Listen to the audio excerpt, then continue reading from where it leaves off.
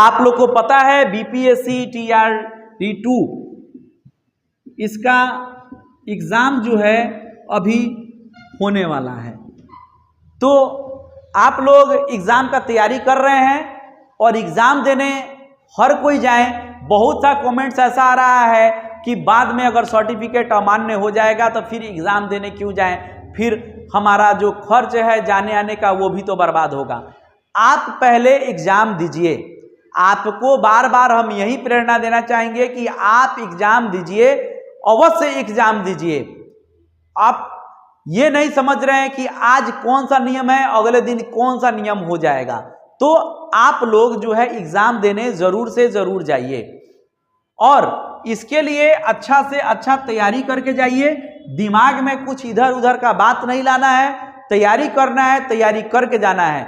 और आप लोग तो खुद शिक्षक हैं, आप लोग को क्या विचार दिया जाए, लेकिन अगर मेरा सुझाव कुछ मानिए तो आप लोग कल जैसे एग्जाम देने जाते हैं तो नया कुछ मत पढ़िए, जो अभी पुराना पढ़े हुए हैं उसी को आप रिवाइज कीजिए। जैसे मैथ में आप सबसे पहले जो भी फॉर्मूला होगा उसको आप लोग पहले देख लीजिए, जितना भी फॉर्मूला है उसको आप लोग देख लीजिए।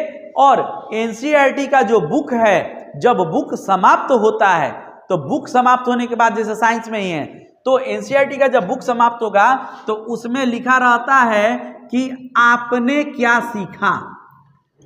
तो अगर आप इसको पढ़ लेते हैं, एनसीईआरटी के लास्ट में दिया हुआ होता है आपने क्या सीखा, तो लगभग उस चैप्टर का सारांश होता है। तो केवल अगर आप इसको पढ़ लेते हैं तो आप उस चैप्टर का लगभग जानकारी आप प्राप्त कर लिए। और पहले से तो आप पढ़े ही हैं तो लास्ट दिन ज़्यादा स्ट्रेस लेने का कोई आवश्यकता नहीं है। जो तैयारी कर चुके हैं पहले से उसी तैयारी के साथ जाइए और पूरे उम्मीद के साथ जाइए, निराश मत होइए। और ये जो आपने क्या सीखा जो बताई, ये साइंस के लिए बहुत ही इंपॉर्टेंट है। उसी तरह से जब मैथ का जब चैप्टर समाप्त होता है तो उसके भी लास्ट में बॉक्स में बनाकर जो भी उस चैप्टर का फार्मूला है वो सब भी दिया होता है। और आप लोग खुद से भी फार्मूला का अगर कॉपी अगर बनाए हो पहले से तो वो फार्मूला आप लोग देख कर जाएं, क्योंकि अगर फार्मूला अगर आप याद कर लेते हैं तो क्वेश्चन कैसा भी आए आप आसानी से उसको सॉल्व कर सकते हैं। हमेशा जो क्वेश्चन सॉल्व किया जाता है वो आपको सही आंसर प्राप्त हो तभी सॉल्व आप नहीं कर सकते हैं। उसमें अगर आपको आंसर नहीं भी प्राप्त हो तो भी आप सॉल्व कर सकते हैं अगर कुछ आप दिमाग का यूज करें तो। जैसे कि अगर आपके पास जो भी ऑप्शन जो है उपलब्ध है, इसमें तो खैर एक पांचवा विकल्प लगाकर और भी लोग को जो है वो डिस्टर्ब कर दिया गया है। लेकिन मान लीजिए कि जैसे 5 विकल्प है तो इसमें जनरली जो आंसर होगा उसमें करना क्या होता है कि इसमें आंसर को काटना शुरू कीजिए।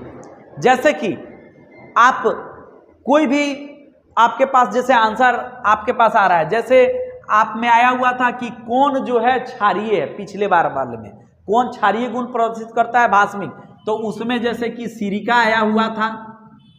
उसके बाद आप में आया हुआ था रक्त, प्लाज्मा ऐसे था।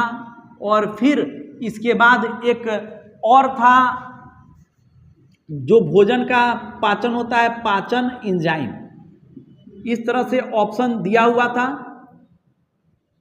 तो इसमें क्या है कि अगर आपको ये पता नहीं है कि कौन सा आंसर होगा, कौन क्षारीय होगा, तो जैसे आप लोग को पता है कि अम्ल जो होता है वो क्या होता है, खट्टा पदार्थ होता है। तो हम लोग इसमें सिरका को क्या करेंगे, देखेंगे कि ये तो खट्टा होता है तो ये अम्ल हो जाएगा, यानी कि क्षारीय पूछ रहा है तो ये आंसर नहीं होगा, इसको हम लोग काट देंगे। और फिर बचेगा 2। तो अब यहाँ पर क्या है कि पाचन एंजाइम, आप लोग को पता है कि जो भोजन का पाचन होता है अम्लीय माध्यम में होता है और उसमें HCl का उपस्थिति होता है और ये क्या है, अम्ल है, तो इसलिए ये भी जो होगा क्षारीय नहीं होगा, इसको भी काट सकते हैं। अब ज़्यादा जो चांस बनता है कि इसका आंसर क्या होगा, तो रक्त प्लाज्मा होगा। अगर आपको ये पता नहीं है कि रक्त प्लाज्मा जो है वो क्षारीय होता है तो हम लोग आंसर को ऐसे भी दे सकते हैं। ये एक आपको उदाहरण बताए और घबरा कर एग्जाम नहीं देना है। इस वीडियो का मुख्य उद्देश्य यही था कि आप लोग एग्जाम देने जरूर से जरूर जाएं और भविष्य में छोड़ दें कि आपके साथ क्या होने वाला है।